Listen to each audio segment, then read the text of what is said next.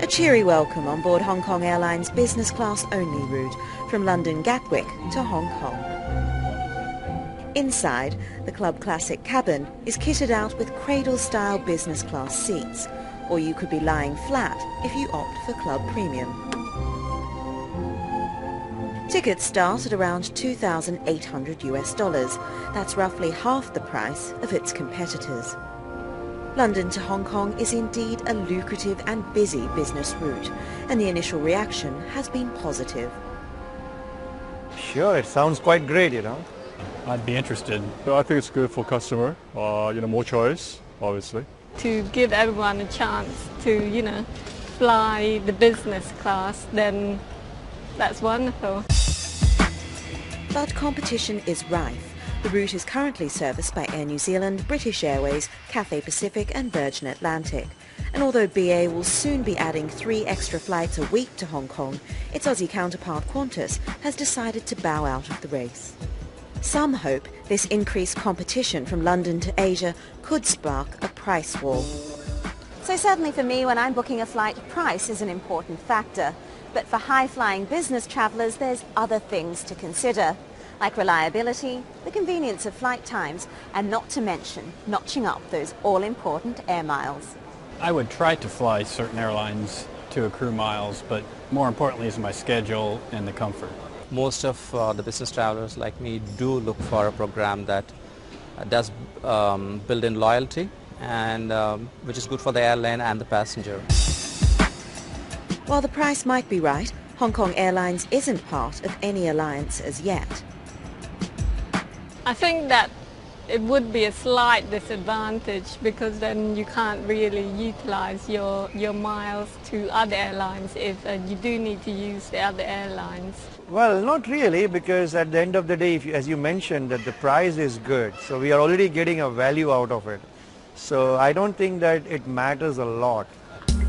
And let's not forget that this is an industry that's chewed up and spat out all business class offerings in the past. Transatlantic premium carriers MaxJet, Silverjet and EOS all collapsed in the financial crisis around 2008. British Airways proved to be the last man standing with its business class only flights between London City Airport and New York.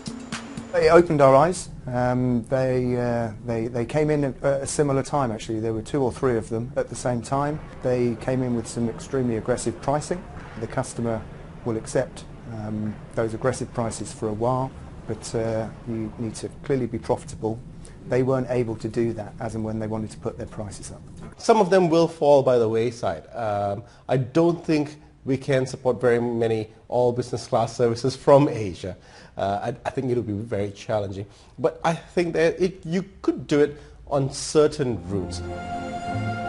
But Hong Kong Airlines is certain this route will prove profitable for its Chinese backers. Hong Kong Airlines is part of a much larger group, the HNA Group, which is a very established conglomerate in China, not only interested in aviation but also in real estate, hotels, airport management. And what is very interesting to observe is that Hong Kong Airlines is one of a family of 8 airlines within that group. So that also offers us the opportunity to share a very extensive network within China. You need to be an alliance in the airline world these days. Whether it's frequent flyer points, whether it's just more choice, flexibility. The customer is very demanding. They want value for money. If you're a standalone operator, the challenge there is that you don't have those alliances. The challenge to it is making enough money in the good times and the bad times. Historically, what we've seen is that when an economic crisis hits, the first thing to go is premium class. People stop flying business class because they want to cut costs. Companies want to cut costs. And that's going to be the challenge. Singapore Airlines, running an expensive set of planes, the A340s, on their ultra-premium routes, are confident they can weather any economic storm. We take a long-term approach. This is a business where there are ups and downs regularly, economic downturns come and go. And yes, the premium class travel market does, of course, get affected whenever there's a downturn. But what we've seen in the past is that it's the market that comes back the strongest whenever there's a recovery.